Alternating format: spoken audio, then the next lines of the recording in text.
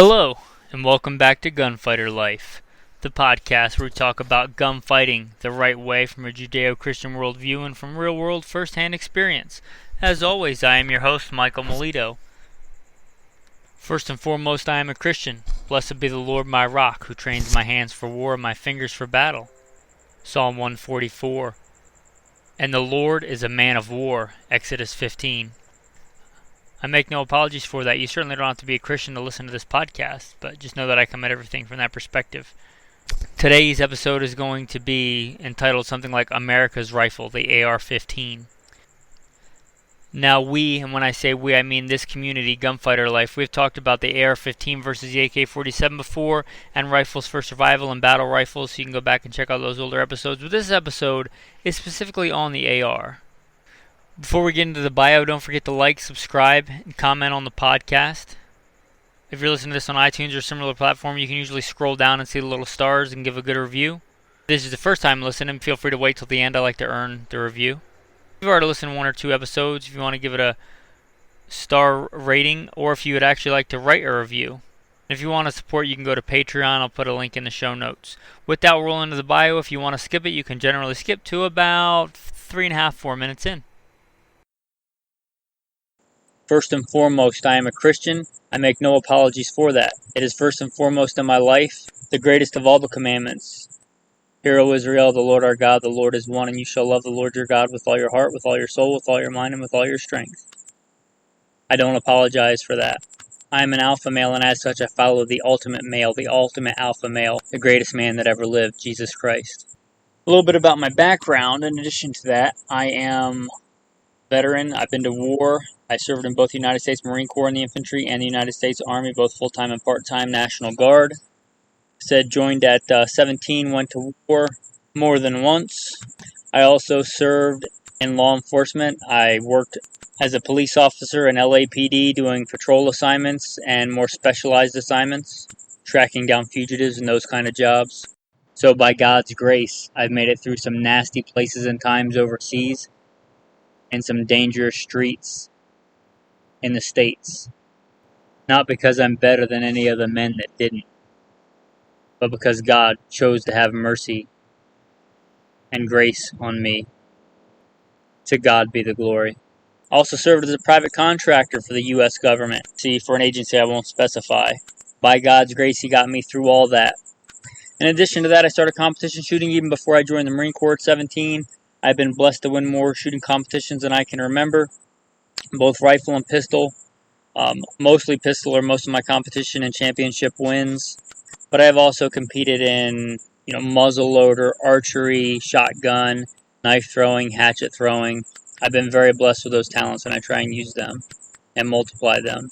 I've done quite a bit of hunting and outdoor, I guess we'd say, survival type activities, hunting and fishing all over this beautiful country. I have been a professional hunter and guide.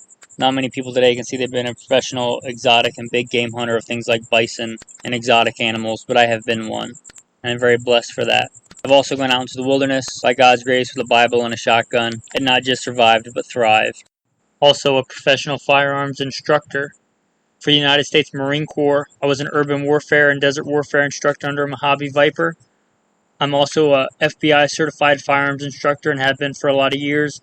I'm certified by some other 3-letter government agency, NRA certified instructor, and I have taught at one of the big name firearms shooting academies in the country. So I've been very blessed to win many competitions and be a shooting instructor for military, law enforcement, and civilians. I have served as a commander of a tactical team. My current full-time job is as a leader of a tactical team. Primary mission is to stop active shooters in a fairly large metropolitan area. Alright guys, with that, we'll get into the topic, the AR-15, America's Rifle. And I was thinking about that title, and at first I was kind of disagreeing with it in my head, because when I think of like a classic American rifle, I kind of think of the Winchester Model 70 Pre-64. But when I thought about it, that's based on a Mauser Action, which is German. The AR-15 is a very American design, and it is the most popular rifle in America. And we think of it as this new space-age thing, especially like this new dangerous assault weapon you see it portrayed as in the media, but It was designed in the 1950s, guys. It was designed at the same time those old 50 Chevys were designed. Its basic design hasn't changed much since the 50s, and it was adopted in the 60s. It's, 70 to 60 years old, depending on how you want to slice that apple. It's not new. It's a classic. So I guess we can call it America's rifle. Is it the only rifle? No. Is it the best for everything? No, but it's a great rifle. And before we get into the topic, we'll talk about what you're going to use the AR for. And unless I specify specific things, when I talk about the AR, I'm talking about the most common, M4 clones. Your 16-inch carbine, fighting carbine is what we're talking about. General purpose fighting carbine, unless we denote some other specific purpose for this discussion. And we'll talk about some other stuff in the end, but what I'd like to do is kind of go from the front to the back, talk about things you should look for and things maybe you don't need to look for or aren't that important that everybody seems to make important on the rifle if you're choosing an AR or choosing your next AR, and accessories, what's really important, what's not really important. So with that, we'll talk about the muzzle device, which I would suggest for most of us, for most applications, for the general purpose 16-inch carbine or most other iterations, that standard birdcage A2 flash hider is a great design, in my opinion. It's a good balance of hiding flash, a good balance of helping with muzzle rise, is a good balance of not kicking up a lot of dust and dirt and debris and not being super loud. And there are certainly more specialized devices that can reduce recoil more or reduce noise more or things like that, but you kind of start getting away from the general purpose A2 flash hider. I think that really is a good balance. And if you don't know a specific reason for something better, the A2 is a good place to start. The military doesn't get everything right, I'll be the first to admit that, but I think they really did a good job on that A2 flash hider. I'm not going to tell you that muzzle brakes don't belong on fighting rifles. I think the majority of my fighting rifles have muzzle brakes instead of the A2. Still use an A2 sometimes for a go-to fighting rifle. It just really depends on knowing what you want. Unless you want something more specialized and you know what that is, I'd say the A2 is a great place to start. Let's just get into the barrel. Obviously the barrel is very, very important. A couple of important things on the barrel. I would say certainly worth the extra money is getting a chrome lined or a nitride barrel. Kind of the standard since World War II for good fighting rifles is a cold hammer forged chrome lined barrel. That is a great thing. Those are great barrels. A lot of people think that nitriding is subpar to that. I would just say that it's newer. I say nitriding, if done properly, can be every bit as good. Has some advantages over cold hammer forged chrome lined barrels. Don't shy away from nitriding, but I will tell you that either one of those is far better than a rifle that doesn't have that. That will greatly generally extend the life of your barrel, and it will also do something else very important for a fighting rifle.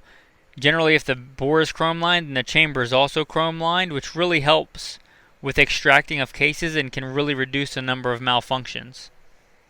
And in a fighting rifle, I'd say that's a good thing. So if you get a chance, spend the extra money on a chrome lined or a nitrided barrel. The other thing, and I think this is overemphasized, is rifle twist rate.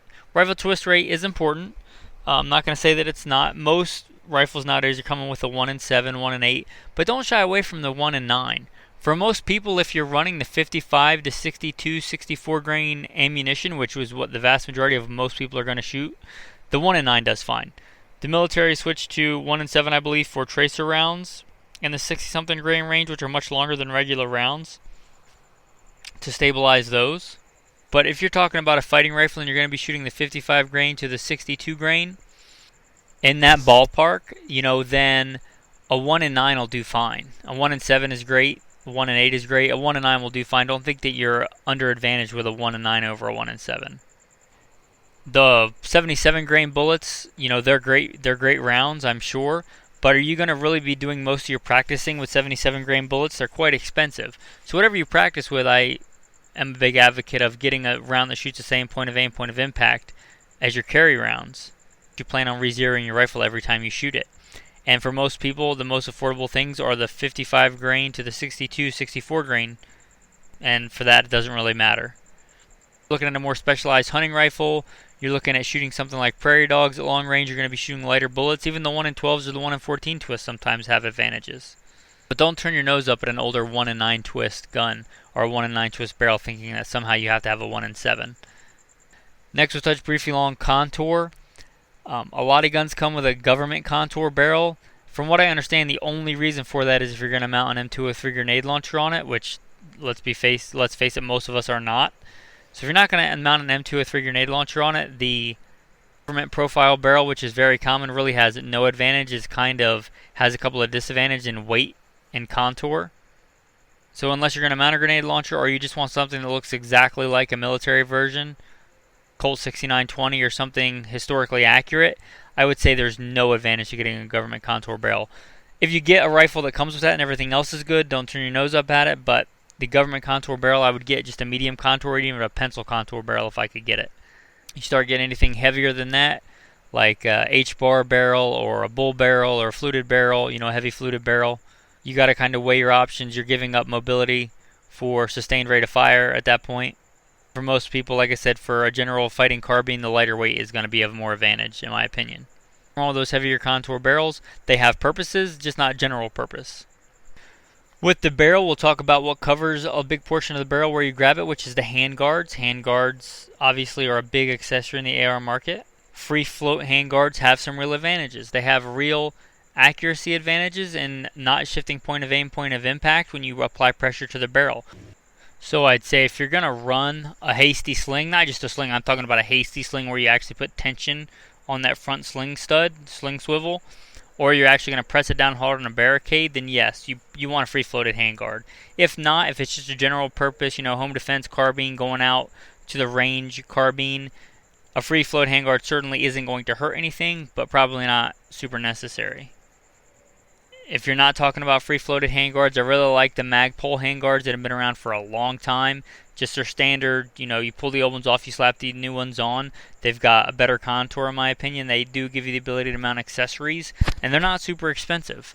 So I don't often give up brand recommendations, but those are really great. They've been a standard for a long time. I'm sure there are others that are just as good, but I've used those multiple times. I have one on a fighting rifle. Those handguards, they're hard to beat for that price range. And there's certainly a bunch of free float handguards out there that are great. But I would say get a handguard that lets you mount accessories on it over like this just standard M4 handguards or the A2 handguards. Because I think you really should have a white light mounted on any kind of fighting rifle. I think that is one of the essential accessories. Next, let's talk upper and lower receivers. Upper and lower receivers, the vast majority are going to be standard kind of mil-spec upper receiver. Now, I'm not real happy about the forward assist, if you know what that is. I don't think it's really useful for anything, and I don't know any school, any real tactical school that's taught using that for any kind of malfunction or anything. So I don't really see a use of it. Rather it not be there. If I had a choice, it was the same price, same option, and one rifle came with it, everything else was the same, and one came without it, I would take the one without the forward assist. That being said, I think all my ARs have forward assists. So obviously not a deal breaker. I just don't think they do anything, and if I could get rid of the weight and the extra complexity of not having one, I would get rid of it. Also, if I get a rifle that shoots really well, I don't really want to go messing with it and messing with the interface of the upper receiver and the barrel. So if I get a rifle that shoots really good, I don't mess with it. But other than that, your upper receivers, just make sure it's a good quality brand, good quality, reputable manufacturer, and you're good to go on that. The lower receiver, again, you don't have to go super expensive, but get a good quality brand. Don't try and go dirt cheap on your lower receiver. 80% lowers are fine. If you know what you're doing, you're like a machinist. But if it's for a go-to fighting rifle, I'd say get a good manufacturer, American-made, good manufacturer, low receiver, all to spec. There's tons of manufacturers that make good ones. If you've heard of it and it sounds like a good brand, it probably is a good lower receiver. The 80% lowers are fine. If you want to get one and put it away for a rainy day in case something crazy happens as far as regulations, that's fine. But if you get a choice of a good, professionally made and milled out or forged, lower receiver by a professional, I'd say go with that. Dropping down in that lower receiver, let's talk about triggers. Like we said, the military doesn't do everything right, and I think they really did a crap job on the AR trigger, like the mil-spec trigger. Certainly run them. I've certainly run them quite a bit. As a Marine, I was an expert rifleman. I qualified out to 500 yards with that horrible trigger and just regular iron sights. Certainly marksmanship is more important than the trigger, but that's a really bad trigger. If you can upgrade the trigger, that would be one of the first upgrades that I did. I don't think you need a super light trigger. I just think you should have a good quality trigger with a good clean take-up and a good clean break. Run both single-stage and two-stage triggers. I prefer a single-stage trigger. A lot of people in a lot of schools like you to run a two-stage trigger. Two-stage triggers are very common. So I do run those and I do have those. I prefer a single-stage trigger. Don't know what that is, really look it up on a visual aid, it'll really help you, but it has like a take-up stage and then a wall, they call it, and then a break. Or a single-stage trigger, you just pull the trigger and it goes off. But I would say you don't need a super light trigger on a fighting rifle if you want it for precision, if you want it for, prairie dog hunting, if you want it for, tight group shooting on a bench, that's great. But I would say, some trigger in the 3.5 to 5 pound range is good for a fighting rifle. You don't need anything super light. Dropping down from the trigger, let's talk about the grip. If you like the standard grip that comes on it, nothing wrong with that. If you want to run that for a while until you find a grip that you really like, that's fine. I don't really have a preference on individual grips, but I really don't like that finger extension. It divides, like it's supposed to divide like your first finger and your other fingers. That never really lines up for me, especially if I'm doing any kind of dynamic movement or something. I don't like that. I don't like that finger protrusion in there, so I pretty much get rid of that, but I don't really care what you get, whatever brand. If you want something with a nice squishy cushiony grip or a rubber grip or better grip, that's great. I have those. They work great. The only thing that's really a deal breaker for me is I like to get rid of, like I said, that finger protrusion on the grip. Alright, next let's move back up to the top of the receiver and the front, talking about your sighting systems, your optics, or lack thereof. I'm a big proponent of learning how to shoot with iron sights. I was really kind of upset when I heard that not upset, but I was disappointed when I heard that the Marine Corps and the Army doesn't require you to qualify with iron sights anymore. I definitely know there are advantages to optical sights. I run them on my fighting rifles. I think every good rifleman ought to cut his teeth and know how to shoot iron sights well. A little story to talk about irons versus optics. So I was there for the initial invasion of Iraq. I joined pre 9/11. I was there waiting for the war to kick off.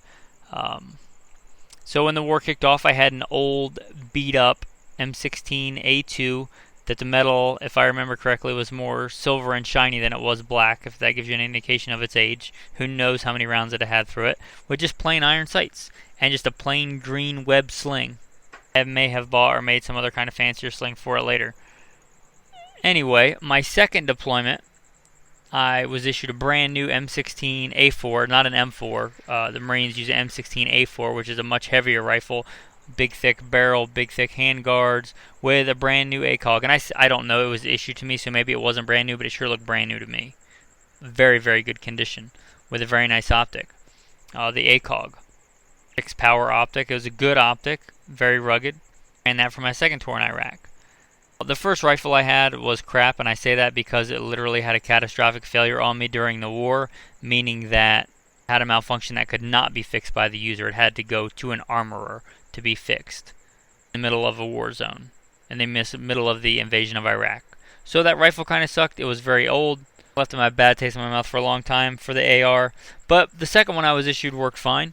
But anyway, getting back to the optics on those rifles, I never felt like I had a big advantage with the optic.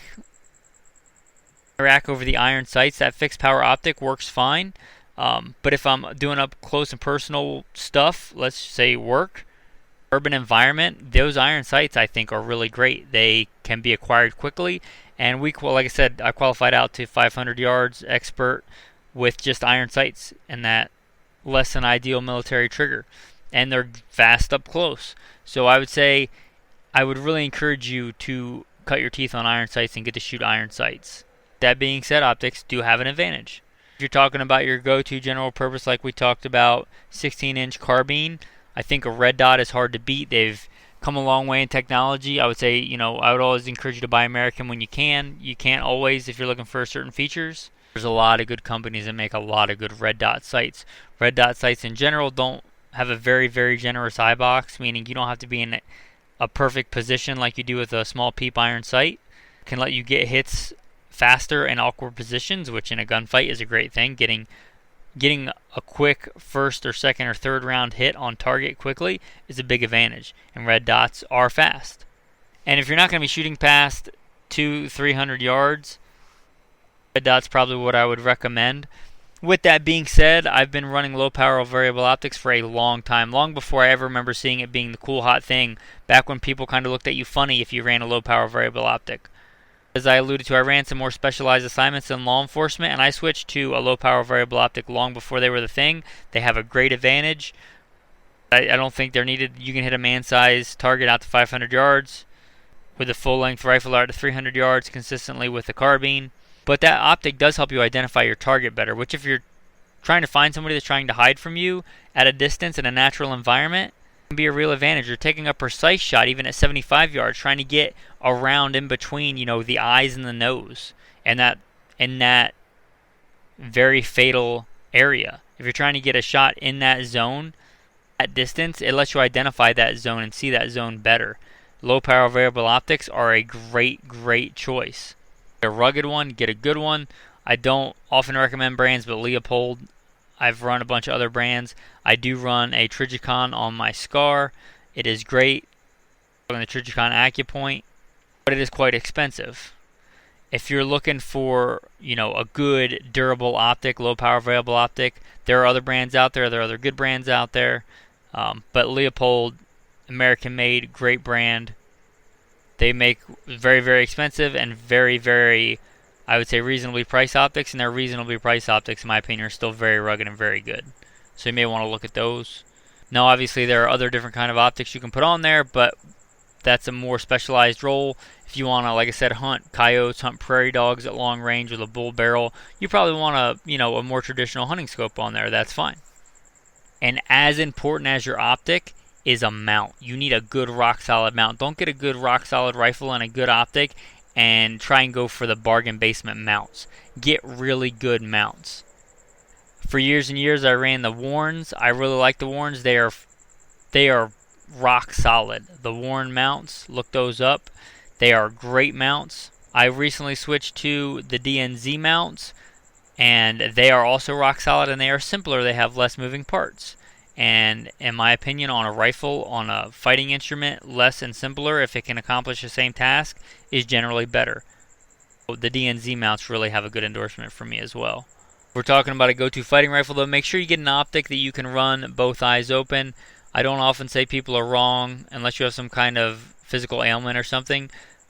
Techniques vary from person to person. I'm not saying that everybody should shoot like me, but I'm saying you're wrong if you're running a fighting stance and closing an eye. So get an optic you can run with both eyes open, whether that's iron sights, whether that's a red dot, whether that's a low power variable optic. Get an optic you can run with both eyes open.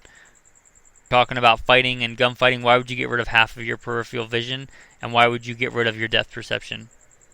Anyway, where were we on moving back and forth on the rifle? I've got to cover the middle fairly well. Let's talk about the bolt on the inside. The standard, mil-spec bolt works great. Full auto, not full auto, doesn't really matter because most of us aren't going to run full auto. Good, solid bolt, just like we talked about. Coatings are important on the barrel. Most of your mil-spec stuff is going to come phosphated or some version thereof, and that's fine. If you can get a chrome-lined bolt or, a nitrided bolt, even better. I run both piston and DI guns. If you're going to run a DI gun, the bolt can get really dirty, so I would suggest getting a nitrided or some other kind of slick-coated bolt if you are going to run it hard and put it away wet, as they say. That doesn't need to be the first thing you spend money on, but if you're looking at upgrades after you get good, after you've done a couple classes, you may want to look at running a slick-coated bolt of some kind. Going back to the back of the receiver, talking about buffers and buffer tubes, just your standard buffer weight buffer tube, if it comes with the rifle, is fine. If you are building your rifle, look up charts for that. There's charts on, what contour barrel you're using, what length your buffer tube is and all that stuff. If you want to run like a captured spring or some other kind of system, that's fine. I'd say generally the standard one that comes with it, if your rifle runs well and doesn't malfunction and cycles properly and locks back properly, don't worry too much about messing with it. Talking about stocks, obviously they make fancy target stocks that are great. Standard M4 stock that comes with it, there's nothing wrong with it. Run it, see if you like it. I'd say run it for a while and see what you don't like about it, and then find a stock that provides the things that are lacking in that M4 style collapsible stock. I really do like the old school fixed, M16, A1, A2 style stocks. Those are great. Very accurate. They don't move. You can beat stuff with them. You can pound on stuff with them. I like that. You're talking about more modern collapsible stocks. Again, I don't generally throw out brands, but the Magpul stuff's hard to beat. It's good. It's affordable. It's made in America. Just their basic models of collapsible stocks. So I think we've covered, the rifle from front to back. Now let's talk about things you, I think, should have on your go-to fighting rifle or on an AR. A sling, a way to carry it, a way to hold it when you're doing something else, as in fighting, hand-to-hand stuff, arresting somebody. Doesn't apply to you just walking around going through the woods. Aiding you in shooting better. If you don't know how to shoot with a hasty sling, just like we talked about learning how to shoot with iron sights, I think learning how to shoot with a hasty sling, with a tight sling, something like that, can be a useful skill. I think a sling is important. I like a more traditional 2-point sling that I can run muzzle down. But if you want a 1-point sling, that's fine. Nothing wrong with those. I run some of those as well. Just a good adjustable length 2-point sling. You don't have to spend a lot of money on them. Paracord slings are pretty cool because they have multiple uses for survival and things like that. I don't generally throw out endorsements, but I will throw out one for, let me look him up on Instagram. I bought he custom made a sling for me and it's great. An American made. His tagline is, it's paralyzed paracord. Paralyzed guy, his tagline something like a paralyzed guy making cool paracord stuff. It custom made me a sling. It came out very nice on one of my hunting rifles. I had slings for my fighting rifles. I haven't gotten one, but if I was looking at getting a new sling, I might look for him. His thing on Instagram is paralyzed paracord. So check that out if you want. Other accessories we talked about, I think a white light if it's a fighting rifle. It's on a rifle you may ever use for defense. Obviously, you might want to identify your target. You might have a situation where you have to shoot at night. A white light is fantastic. Get a white light, a good brand that you can knock around a little bit. Don't have to spend a ton of money. The technology on lights has come a long way in a short amount of time. But just get a good one that mounts on there some kind of way that you can access it with your normal shooting stance. And I'm not the lumen Nazi. I don't think you have to have X amount of lumens. If you're talking about lighting up a target in your house or at defensive ranges, you probably don't need a ton of lumens. Probably don't need a ton of features. You need a rugged white light that will turn on and off that you can manipulate while you're holding the gun in the shooting stance. I think a white light is very important. We talked about optics. I don't think they're necessary. Obviously, I think you should have iron sights if it's a fighting rifle. I don't think that you absolutely have to have backup iron sights, but I think that they're so easy and inexpensive and easy to install. Why would you not have backup iron sights? Even if you have a good solid optic. If it's a fighting rifle, I would recommend iron sights. But if it's a fighting rifle and you want an optic, I would say if it's general purpose under 200 yards, you leave east of the Mississippi, you're probably not going to shoot beyond that. I would say stick with a red dot until you find a reason why you want to run an LPVO, low power variable optic. If you're new to shooting especially. If you want to run an LPVO, that's great, but just know they're a little less forgiving. They can also be a little bit more precise. Obviously, as important as the rifle is the ammunition. Lots of people have lots of opinion on ammunition. I'm kind of an ammunition nerd. I'm kind of a gun nerd. Obviously, I do this podcast. I'm not going to get too deep in the weeds. I am going to say what I am going to recommend you do is, like we talked about earlier, if it's a defensive gun, you're going to use it for defensive use, train with the ammo that you're going to fight with, or train with an ammo that has the same point of aim, point of impact. You have to confirm that with your rifle. Just because it's the same for somebody else doesn't mean it's going to be the same for you. If you're going to use a rifle for defensive use, you should take that responsibility and test out the things you're going to use. Don't trust your life to something unless you've tested it, unless you actually trust it with real world data. So this is for instance for me, I'm not saying this is going to work for you, but maybe if you're running, 55 grain federal ammunition for practice, run 55 grain federal what I run is the true tactical rifle urban, or what I have run for a long time, is that round that shoots the same point of aim, point of impact. Or another option is I will run the Hornady 55 grain, I think it's Frontier hollow point, and it's cheap enough and does well enough ballistically. I've shot living things with it. It does well, and it's cheap enough and affordable enough that I can run it for both training and practice. And that's just me. There's a ton of good ammunition out there. But what I'm saying is probably not a good idea to run the cheapest 55 grain, white box ammo you can find from Walmart. Nothing wrong with that ammo. If you're going to run that, though, and then you're going to run a 55 grain X brand and then run a 62 grain steel penetrator round 62 grain brand Y and expect that to hit where you're aiming. That's not how that works. So that's all I'll say about ammunition. Get a good defensive ammunition, good ammunition that's tailor-made for the purpose. The military uses their ammunition for a very specific reason. And because of restrictions placed on them. You may want to look for ammunition that has better ballistic performance than that if you can get it. With that being said, and this really doesn't even need to be said much anymore because most rifles that come out are chambered in 5.56, but you can shoot 2.23 or 5.56 in a 5.56, and you cannot shoot a 5.56, or you should not shoot a 5.56 in a 2.23 chamber. But most rifles, that's not even an issue anymore. That's gone away about a decade ago. That was really a concern, but check your chambering and shoot the ammunition made for your gun. Talking about the Zero, if you're using military iron sights and you're using, a military configured rifle, then you should probably go with a round that shoots the same point of aim, point of impact as that, and zero whatever distance that is for that weapon. You can look that up, whether that's 36 yards, whether that's 25 yards. You probably want to use that because all that math is already done for you. So do the BZO at that distance and confirm at your 300 yard mark or whatever it is if you're ever going to shoot that far. If you are shooting a red dot or if you are shooting a low power variable optic, I really like the 50 yard Zero.